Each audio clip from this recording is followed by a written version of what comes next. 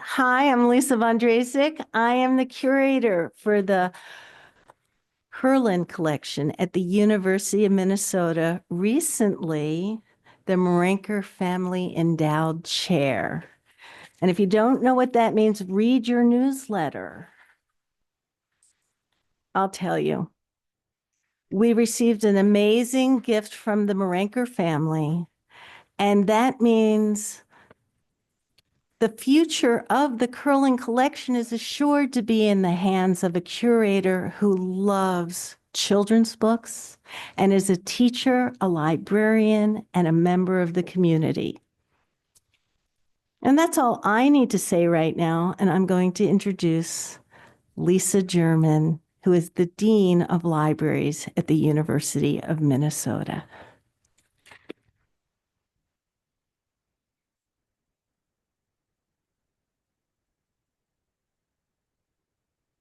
I think Lisa's the only person I follow that I don't have to lower the mic. So good evening and welcome to the University of Minnesota's Elmer L. Andersen Library, home to the renowned Kerlan collection of children's literature. So welcome all of you who are here tonight, and to those of you on Zoom, we're so glad you're here as well. Tonight, our honored guest and 2024 Kerlan Award recipient is Lisa Yee.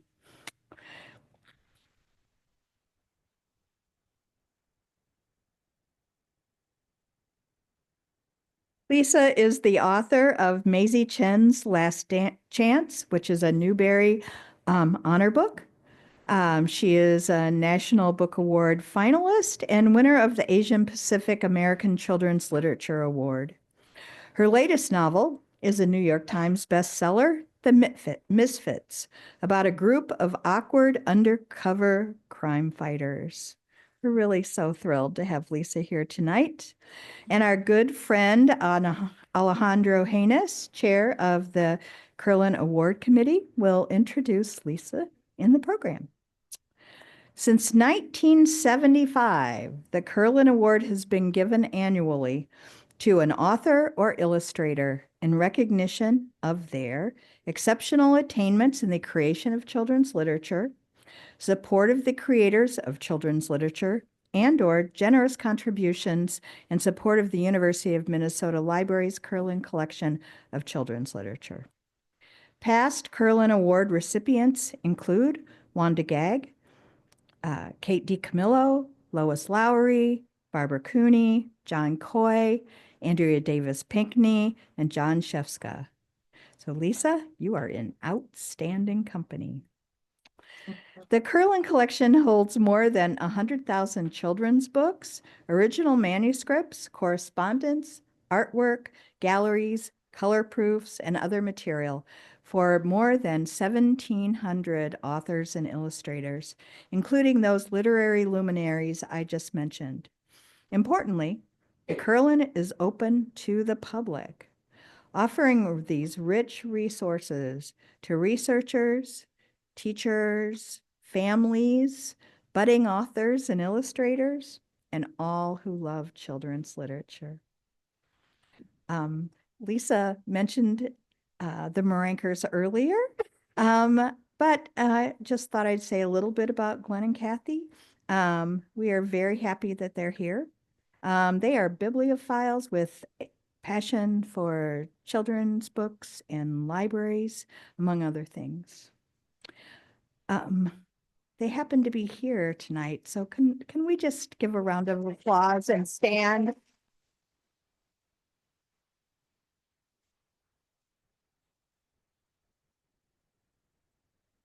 I have to say, the news of the gift was in the Association for Research Library newsletter.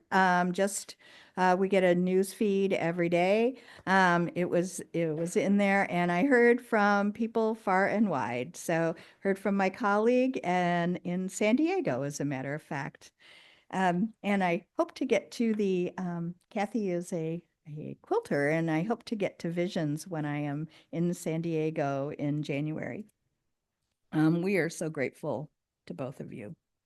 It means so much to the Kerlan curator the collection and to all the great work that the Maranker Family Children's Curator will be able to accomplish. Before we start, I'd like to acknowledge the people upon whose land we meet. The University of Minnesota Twin Cities is built within the traditional homelands of the Dakota people. It's important to acknowledge the peoples upon whose land we live, learn, and work as we seek to improve and strengthen our relations with tribal nations.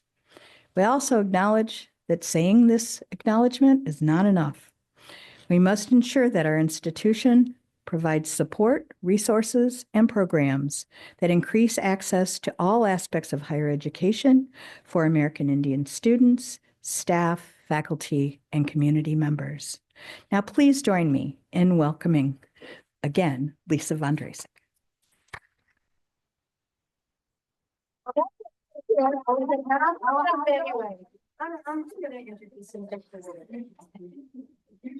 I'm the introducer of the night. Sorry. Wow. So here's what I know.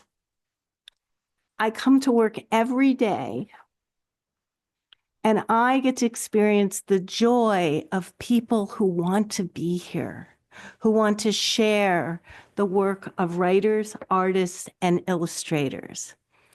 And we have a friends board. And think about service. If you find yourself winding down a career and you want to spend some more time with us, we have a wonderful team of volunteers. And nothing I do can happen without our team of volunteers and our team of part-timers and our team of interns. And that is a gift that I get as the figurehead. I get all of these people, this team. And when I think of Alex and I think of how he volunteers, he works, he has a job, he's at Mackin Books. And I have warm, fuzzy feelings for people who distribute children's books. And I have warm, fuzzy feelings for the Red Balloon who come and sell books. But then when I see you and I think of the work that you do coming and serving on the Kerlan committee, which is not a small task when you heard about how many people whose work is held at the Kerlan collection. We are looking not only at their lifetime's work, but we're talking about their generosity. So it is not only the generosity of our donors, but the generosity of the people who volunteer. Thank you.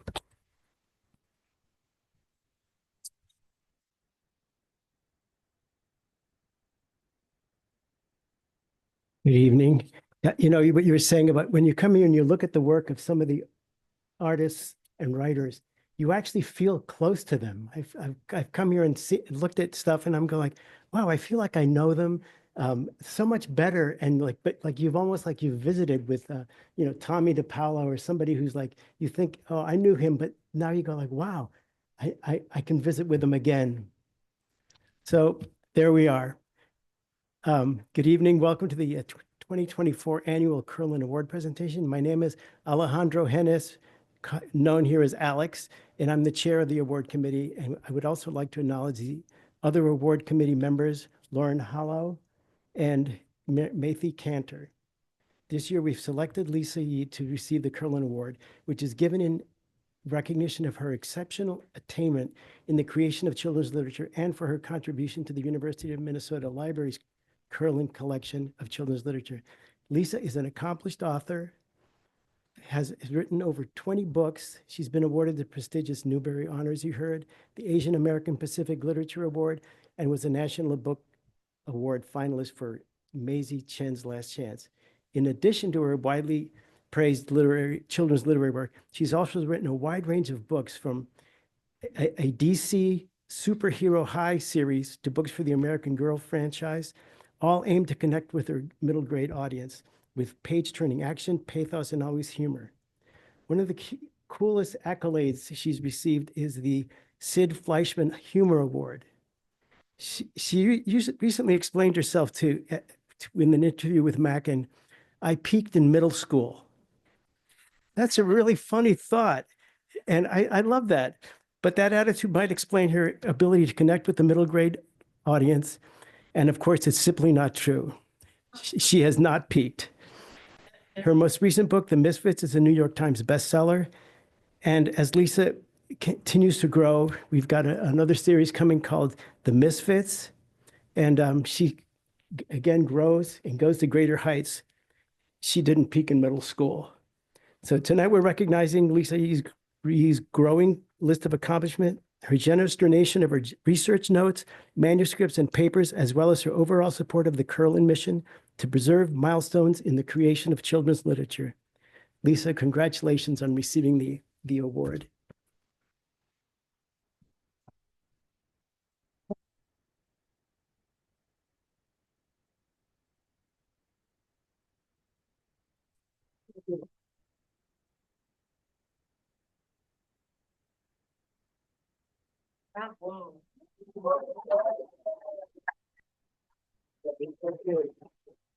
Can I look at it now? Yes. Aaron designed it.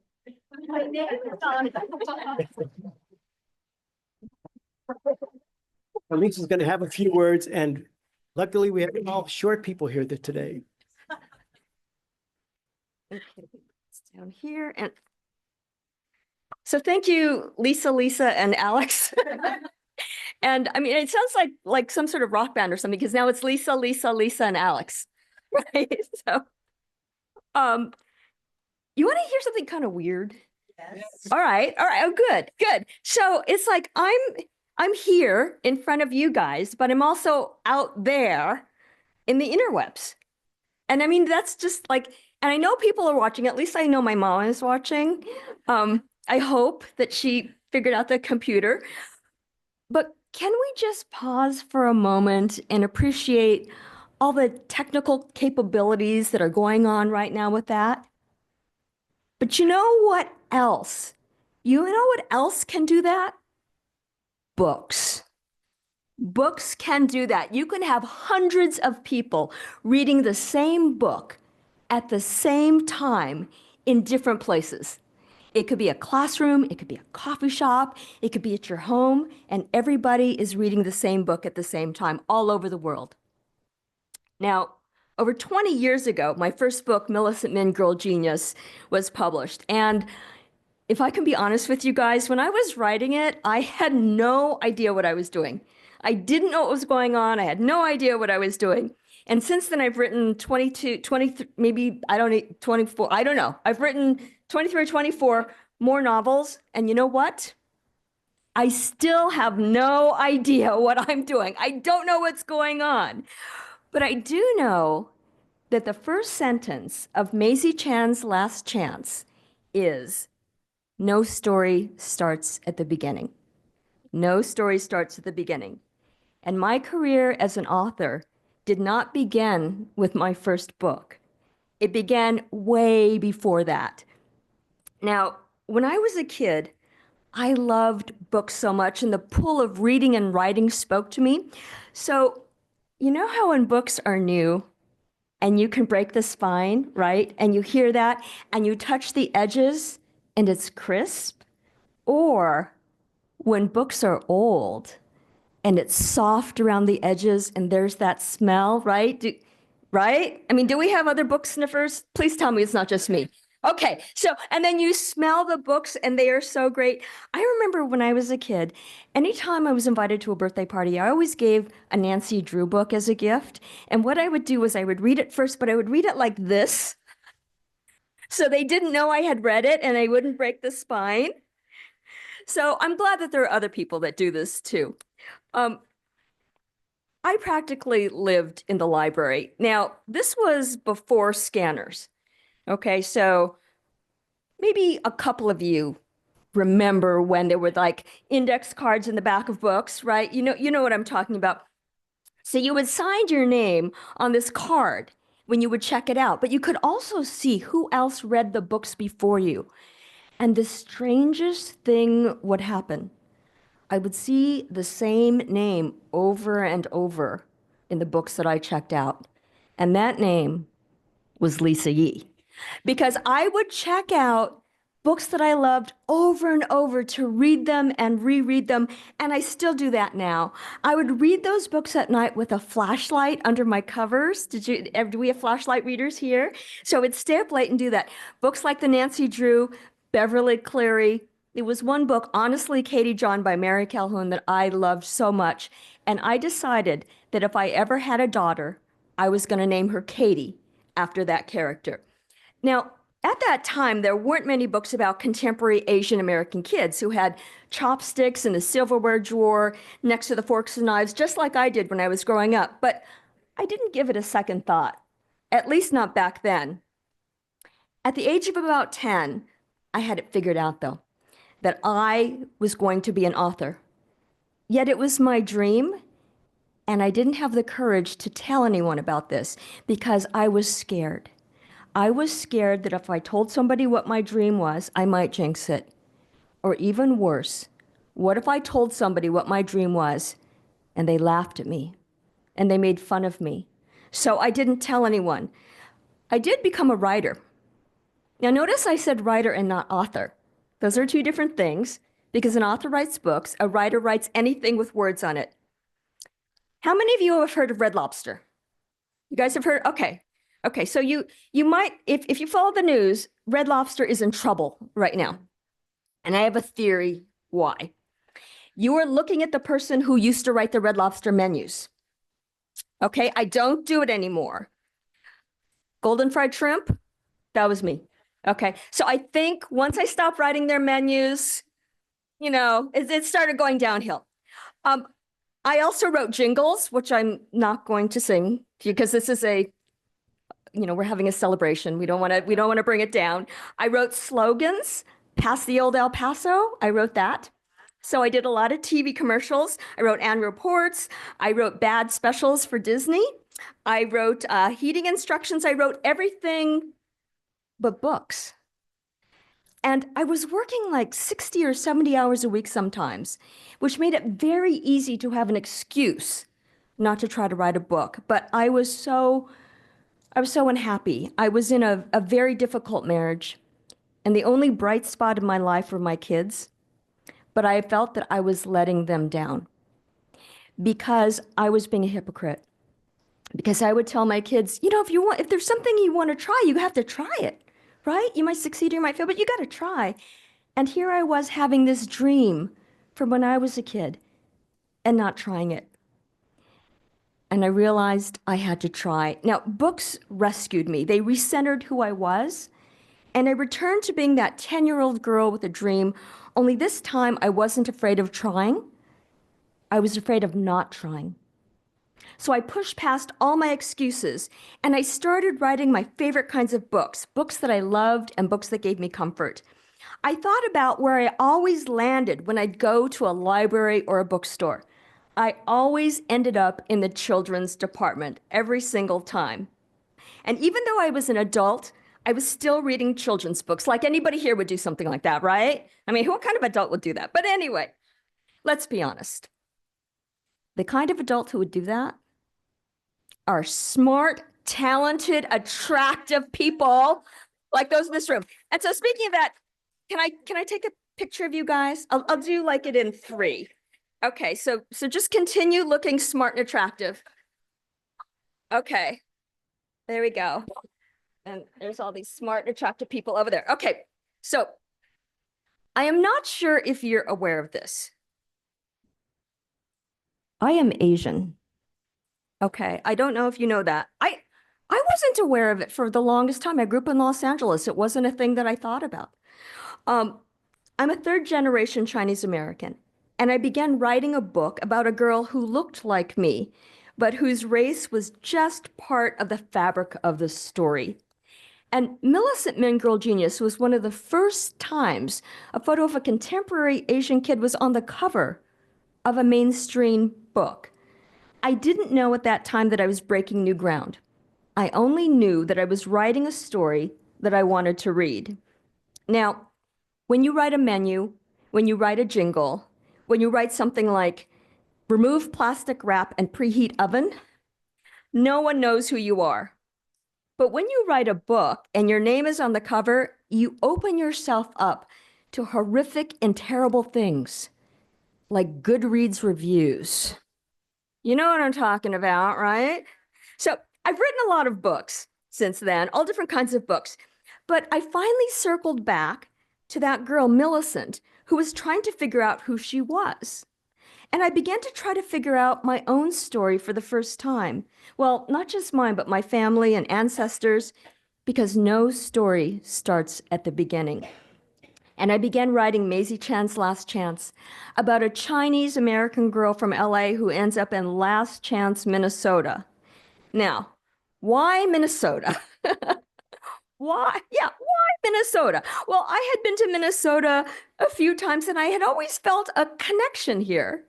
And so I came back again, this time to research and okay, also to visit the Kerlan. But if I have to be honest, yeah, I wanted to visit. It's like, okay, so I visited small towns in the area, Chinese restaurants, museums, places like the bank Jesse James robbed the last time in Northfield. And I talked to my friends from Minnesota, like David LaRochelle. David, are you here? There's David. I mean, he and I had this long conversation on how to spell don't you know. It's like, is there a T in there? He's like, I don't think there would be a T in there. It's like, don't cha? How is it don't cha? He's like, don't cha. So anyway, we had these conversations. And then I had some other friends, Trisha and Steve Sheskin, who I learned firsthand what a Minnesota goodbye was. Because I had never heard that. And I was saying goodbye to Trisha. And 20 minutes later, I'm still saying goodbye to Trisha. And her husband explained to me, well, that's a Minnesota. So all this made it into the book. Now, the book covers several generations of Chinese Americans, and it's heartbreaking, and it's humorous, and it's historical, and it was a challenge to write. So the thing is that my first book, Millicent Min, Girl Genius, which came out in 2003, was linear. It was first person, and it was in chronological order. Maizy Chen's Last Chance was very complex because it traveled back and forth between decades and countries, and it wasn't something that I could have written when I was first starting out. I just wasn't capable of doing that then. But I was writing the book and it was moving along fine, and then COVID hit. And at that time when I was writing, hate crimes against Asian Americans was skyrocketing. And I became paralyzed and I couldn't write. I was so upset, I just couldn't write. I felt powerless because I was watching hate crimes against the Chinese in America, just like the hate crimes that appeared over 100 years earlier. The crimes that I was writing about in a book that's contemporary but historical. And fact and fiction began to blur, and I felt so unmoored. And I wanted to help, but I didn't know what I could do. And then I realized I could finish writing this book. I could write Maizy Chen's Last Chance. Now, when you're writing a book, it's so personal. But then it's out in the world, and it's not your perception as an author that matters anymore. It's not your book. It's the readers.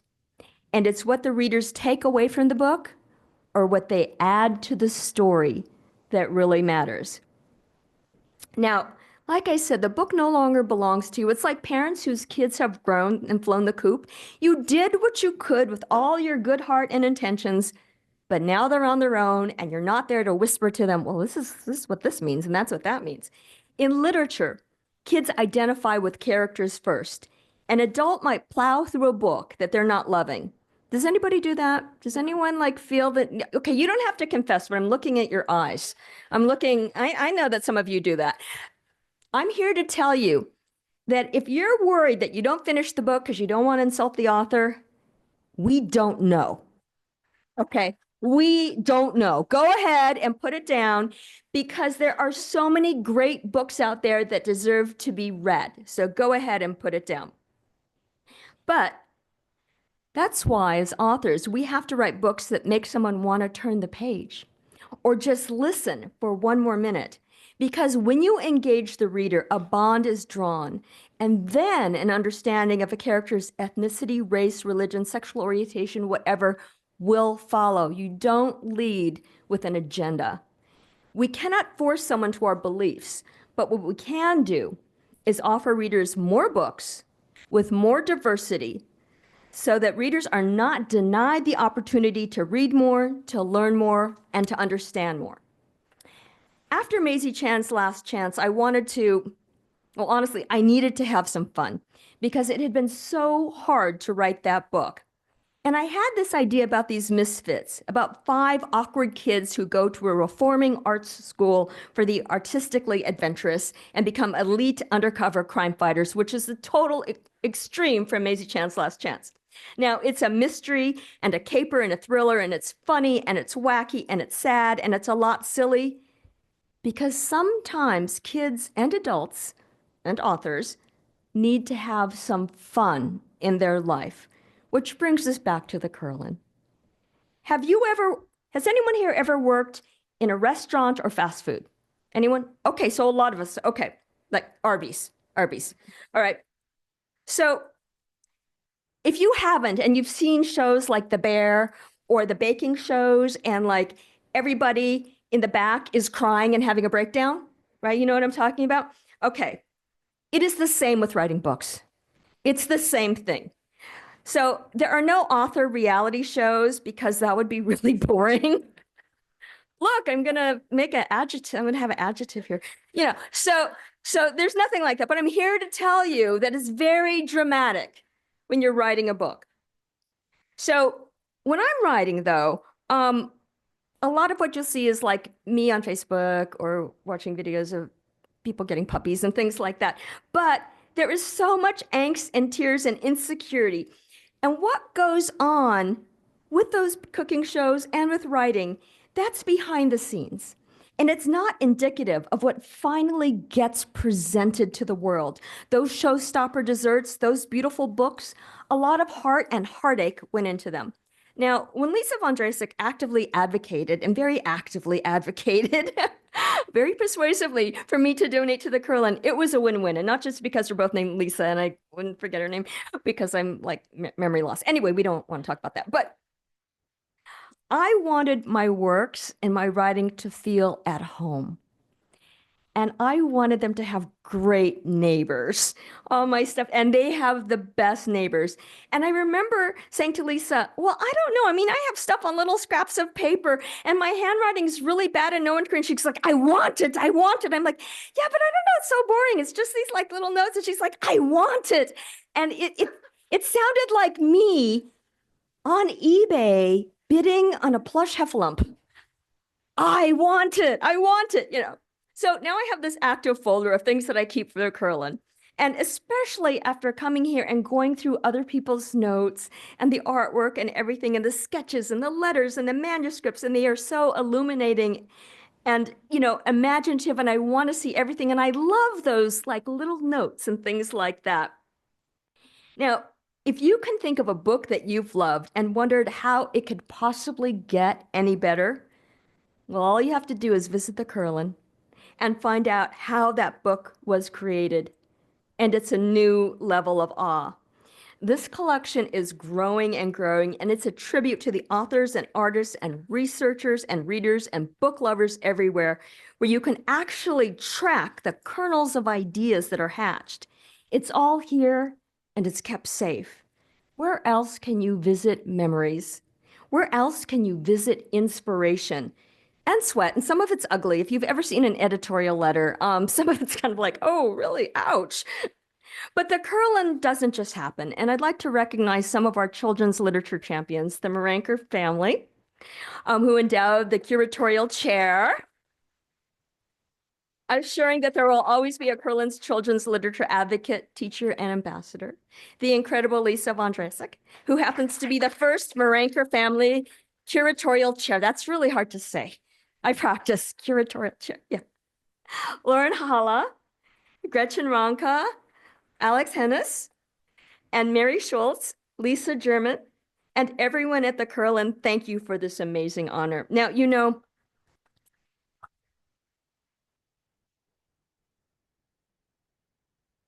we need all kinds of books about all kinds of people, books that make us laugh, books that make us cry and think and escape and help us figure out our place in the world. My own kids are adults now. I don't know how that happens. But before my son Benny went off to college, he confessed to me and he said, rather smugly, I don't know if I ever told you this, but I'd stay up late after bedtime and read with a flashlight. And I said to him, who do you think bought you the flashlight? My daughter, Katie, who is now Kate, who is here tonight. She is enmeshed in the world of children's literature, first as an editor and now as a literary agent, or an agent, because she does art too. You two are my inspiration, as is my husband, Rob, my second husband. That's my second husband. And Mom, I know you're watching. At least I hope you got it figured out. Thank you for instilling the love of books with me. Now, books are not to be feared, condemned, or censored, but to be celebrated, like we are doing here today and every day at the Kerlan Collection. And in closing, I'd like to say again, thank you for this honor. The Kerlan is such a wonderful place. It takes away some of the mystery behind the creation of books, and in exchange, shows us the magic. Thank you.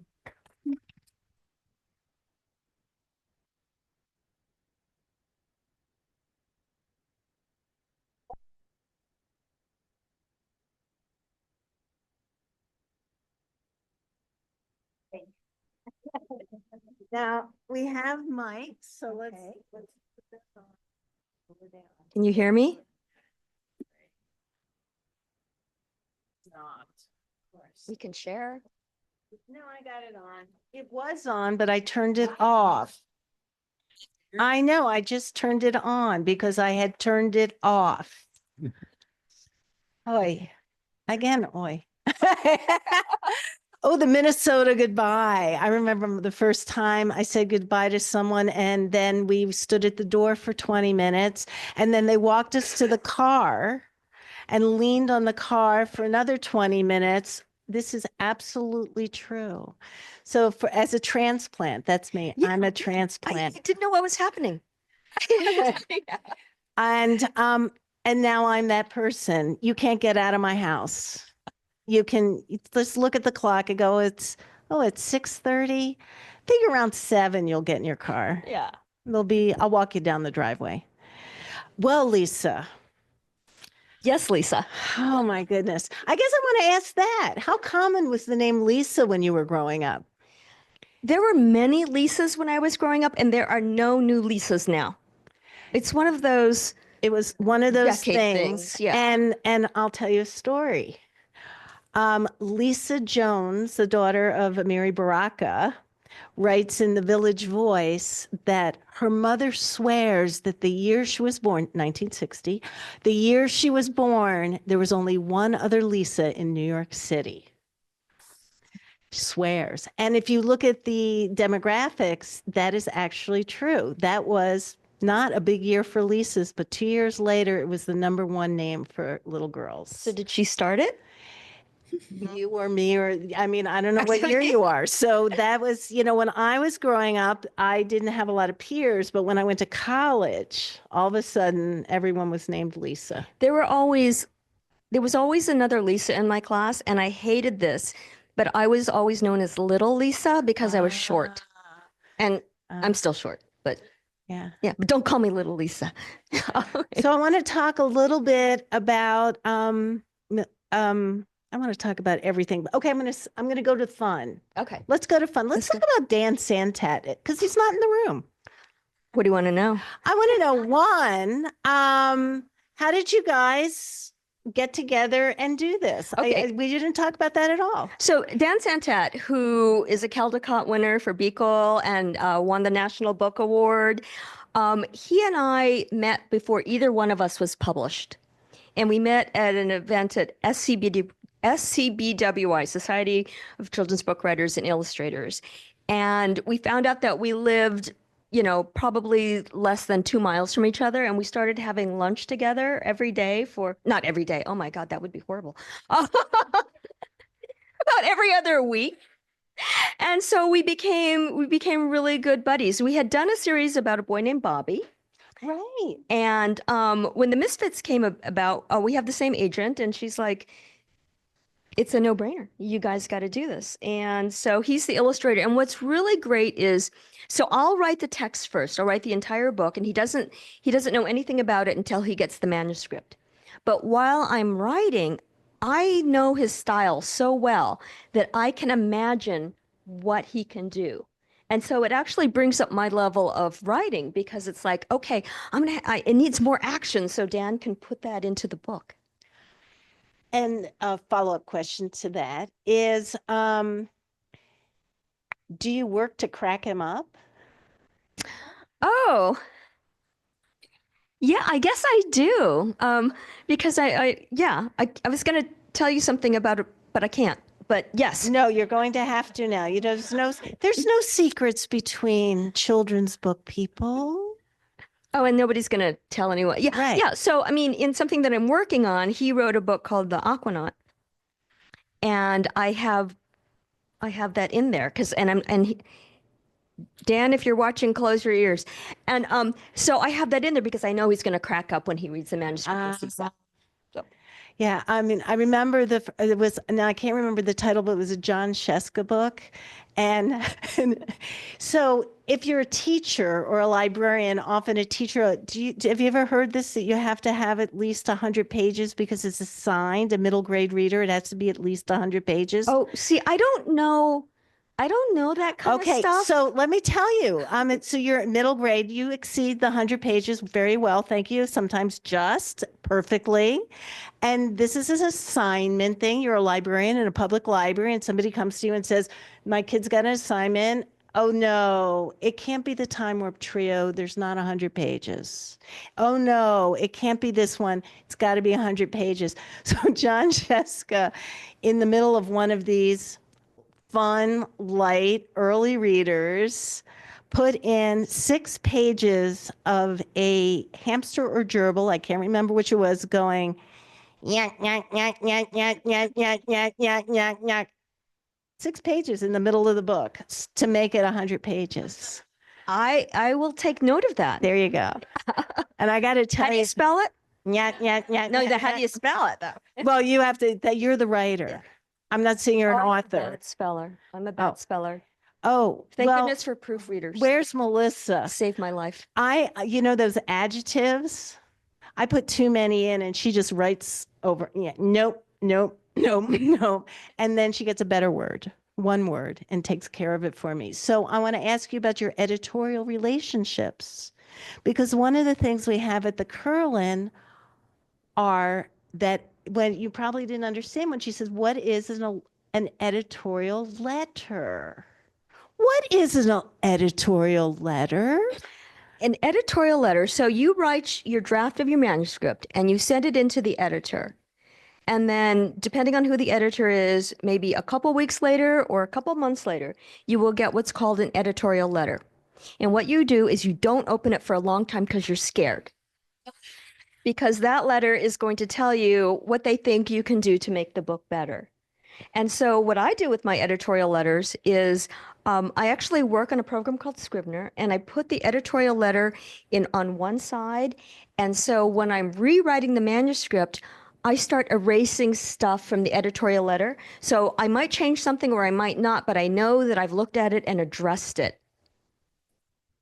Wow. So another follow-up to that, because I get to read these editorial letters, and sometimes I'm not mentioning any names, author, situation. It was a 5-page editorial letter, and the author wrote back, I don't think this is the manuscript for you.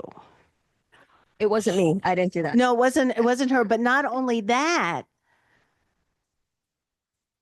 the book was published with that editor, and we see all the other correspondence. And the only thing I can think that happened is that the editor picked up the phone and called and said, oh, I don't know what I was thinking. Have you ever had a situation where, one, it was a surprising, fabulous letter, and you were like, oh, yes, what a good idea that is. I'm going to put that in my book. With editorial letters, That's a hard question. And who's watching? I mean, Okay. no. Uh, No, with editorial letters, I love getting them because this is going to sound strange, but I'm still always surprised that somebody would read the book or read the manuscript and in such detail. And I look at them as it's something that can only help the work. And I might agree or I might disagree, but I'm going to look at everything that that person says because I know that something in the manuscript must have stopped them to make them write something. Now, what I also love is sometimes in editorial letters, they'll say, I love this, or I love you, what you did here. And that is great for me also because I was like, okay, I'll do more of that. But to me, an editorial letter only elevates the book. When you came to visit the Kerlan the first time, not this time, because this time you kind of like knew exactly what you wanted to go get. The first time you came, what was the most surprising thing you looked at the Kerlan collection? I think Beverly Cleary. I loved looking at the original manuscripts and the editorial letters and the letters between the artist and her. And it was just amazing. And then also, well, you just said one thing?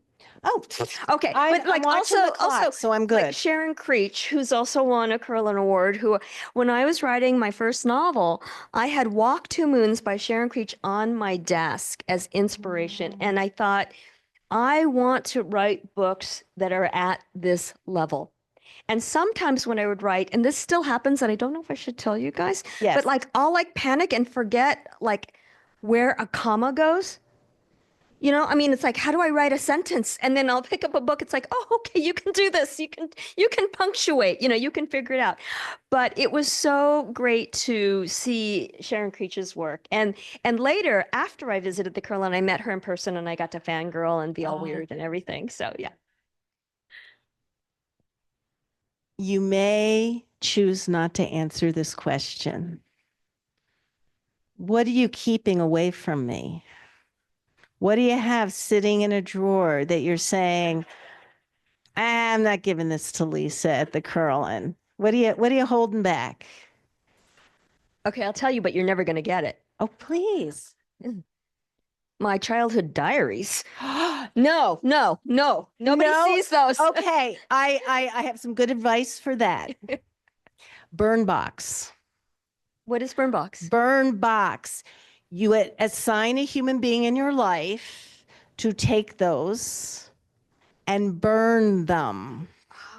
Burn box. Okay. If you want better advice, do it yourself because your family, despite your wishes, will have me knocking at their door, promising not to show them to anyone for 25 years. No one is never going to see them. So there we go. I mean, You make those choices. You can make those choices. well, I'm good. right now they have masking tape around them that I put on when I was a kid, but the masking tape is like really crisp and Oh, falling yeah. apart. Yeah. So Yeah. yeah. So, things that we hate, I'm just letting you know. Rubber bands, we hate rubber bands. Oh, I think saw sent that. you Yeah, rubber I bands. saw. Sent you I rubber saw bands. Maizy with the rubber bands. They were gone immediately. But I'm Okay. just telling you, we hate rubber to know. bands. We do love Post-it notes. Okay, Post-it notes are forever. Who I knew? got those. So I'm looking at the clock. Are there questions from the audience? I'm going to hand over my microphone, or somebody's got another microphone, and we're going to have you speak into the microphone so the people on the internet can hear the question so that we don't have to remember to repeat it.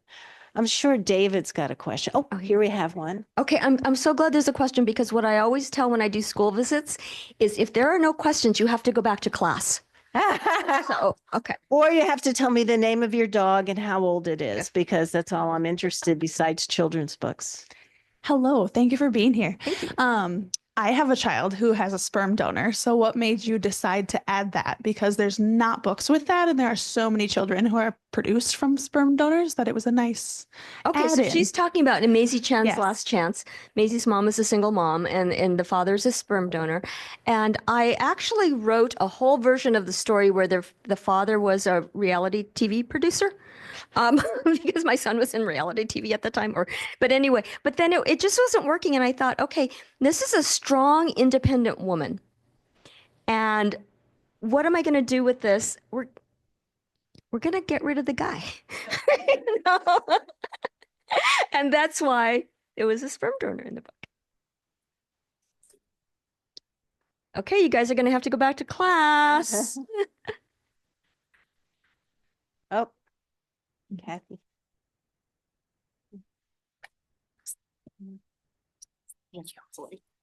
Thank you. Have you ever? It's Thank you. Have you ever been contacted by one of your elementary school teachers, or worse, a middle school teacher, now that you've become famous? And if so, what did he or she have to say? Okay, so, and I have. And so I have a book called Stanford Wong Flunks Big Time about a Chinese American boy who is terrible at academics, but he's a star on the basketball court. And his family feels that he's let them down because there's this whole Asian thing where you're supposed to like get good grades and anything. And there's a teacher in the book called Mr. Glick, who's known as teacher torturer. Now, I had a Mr. Glick in my life, and he was my 7th grade teacher. And so I thought that he was really old, because he was really old when I was a student. So I thought he has probably passed away by now. And I will put a Mr. Glick in the book. But my old elementary school had contacted me, and they did an interview for the school paper, and they said, was there a teacher who had a lasting effect on your life? And I said, Mr. Glick, but he's probably no longer with us. And they're like, no, he's still around. I'm like, you're kidding me. Because Mr. Glick was the most terrifying teacher. You would walk in the classroom and you were scared before school started because you had heard the rumors that he had murdered a student. He had killed a student for turning in their homework late. And so you were terrified, and he would look at you and he would yell like 5 demerits. And you didn't know what a demerit was. I'm still not really sure what it is, but you were scared. And on the last day of school, kids would cry because Mr. Glick always became everybody's favorite teacher, because he believed in you more than you believed yourself, and you wanted him to respect you. So you did really well. So I found out that Mr. Glick was still alive. And so I contacted him and I said, hey, I'm working on this book. I don't know if you remember me, but and he's like, oh, of course I remember you. I found out the reason why he was yelling at everyone, he was ex-Marine. So that's why he talked like that. But I said, with your permission, I would like to have this Mr. Glick in the book be you. And just like, I would like to write him as I remember you speaking to us. And he said, I would love that.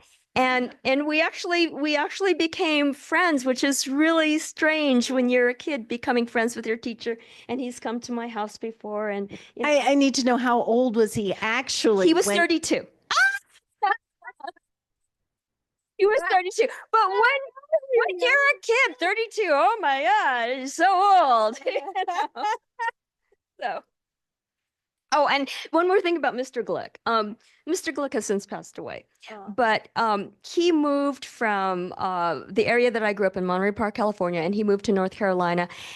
He was retiring, and he couldn't stand retirement. So he went back to substitute teaching, and he told me, because we kept in touch, he told me that one of his assignments, he went into a classroom and they were teaching Stanford Wong Flunks Big Time, where he was featured, and he held up the book and he said, I'm the Mr. Glick in this book, and they all thought he was lying. And he speed dialed you. Yeah, talk to them. I did have the experience here once that a very renowned illustrator was here looking at another renowned illustrator's work, and I couldn't help myself, and he was oohing and eyeing, and I just had the guy on my phone. I was like, I'll just call James Ransom. I'll let him know you're here looking at his stuff. Wow. So that's the cool thing about my job, is that I get to speak to the creators and hear what they have to say about other creators. I have 2 more questions if there aren't. And oh, I see a hand in the audience. There you go, sir. Good evening. Oh man, stop turning it We off. were all Good having these evening. issues. It has this annoying timer and it Oh, saved I battery see. life as I speak. I wanted to ask you, when you write a book, do you have the story largely plotted out, or does the main character take the story where it wants to go, or something else entirely? Yeah, when I write, generally, not generally, always, I write the ending first. And then I write towards the ending. And I'm one of those people who actually outlines. I outline everything and then I don't follow it. But what an outline does for me, it has a beginning and a middle and an end. So I have these points in the novel where I know I'm going toward. And I start with character. Generally, I start with character, or at least the main character, and then I'll have the situation. And then I write toward that. But it's kind of like a salad where you just put it all in. But yes, I outline, and the thing is that with the outline, everything will change. But to me, an outline is like a roadmap where you start here and you know you're going to end up here, and how you get there, you might, but you're going to end up there. But again, my endings never change. That's the one constant in all my books. Thank you. Any more questions? I don't want to walk over anyone. There we go. Did we run out of time? It's still on. No, I'm watching the clock. Oh, she needs the microphone. So we talked about editorial letters, one of the famed letters that you get in the publishing world. What about rejection letters, which is a question I like to ask authors, a little bit self-serving for my own confidence. So I was a weird situation because I had sent in a query letter to Arthur Levine, and it was a book that I had written was pulled out of the slush pile. And so I think you need to explain, what is a slush pile? A slush pile is if you don't have an agent or you don't know anyone in the publishing world. So, I mean, I did receive some rejection letters prior to that, but when I look back on what I had written, I would have rejected it myself. But then I went and I got this book called The Literary Marketplace.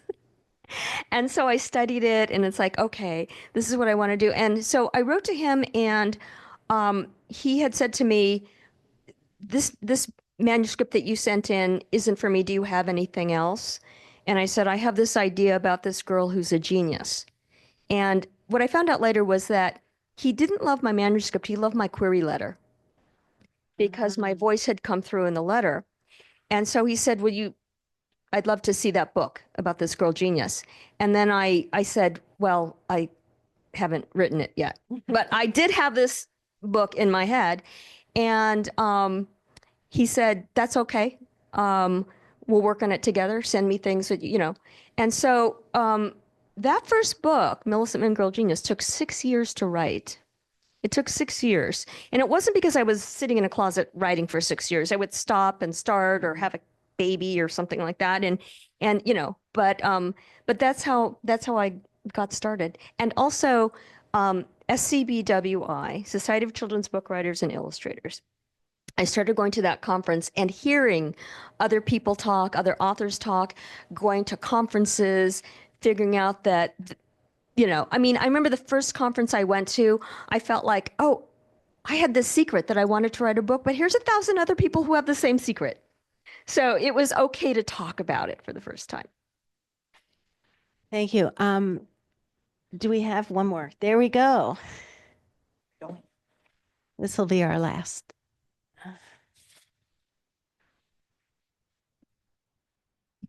Again with the thing. On the bottom. Okay, can you hear me? Yes. This one is from Zoom, and they want to know, does the Kerlan have the review that said you weren't funny for the book that eventually won the Sid Fleischman Award? The Sid Fleischman is more about the body of work, isn't it? No, Sid Fleischman is the funniest book of the year. Funniest book. But I got a review. Who are you out there? My first review ever was from Amazon, and I didn't understand reviews or anything. And the book hadn't even come out yet. And it was like, this book is so bad. See, we remember these. Yeah. This book is so bad, it's like dust. And I was just, and I remember I called my editor. I said, oh my God, he said it's like dust. He goes, you know what? The book's not out yet. There are people that just like to do that sort of thing. Yeah, there's bad But- people out there. Don't but- listen to the bad people. But Listen to Lisa, who loves every single one of your books. Listen to the librarians who book talk. Listen to the kids, as Mary would say. We were at a book festival on Saturday, and we had reproductions of your manuscripts and letters and on display because we were very excited about your visit. And kids were screaming. oh, thank you. So I know I hope they were screaming in a good they were way. screaming I mean, in it's a like, good way. Get away from Your me. work Yeah. is beloved Thank you. by grown-ups and kids. And if I could leave you with this thought, is that when we hold your materials here at the Kerlan Collection, we hold them for the future. And I can't wait to hear from a Kerlan Award winner who says, I came to the Kerlan and I read Lisa Yee's editorial letters and I was inspired. I would love that. Yeah. So thank you, Lisa. We're going to ask everyone to remain seated. If people are still interested in the exhibit, just this floor and above are open. We had to close the Wallen Center. We're going to have Lisa Yee escorted to her book signing. That is the Red Balloon. You're going to take away Say goodbye. Goodbye. To the Red Balloon, who generously drags all books here, and Lisa will be there to sign. Wait, what? You got something else? Would you like my speech? I always ask. Thank you. Now, here's something. I would like you to take your Kerlan Award with you and send it to us when you move. That's how that works. You don't hand it to me now for the collection. You hold on to it. The Kerlan Award is a piece of paper, right? What do I want from you? Paper. There you go. So you hold on to it.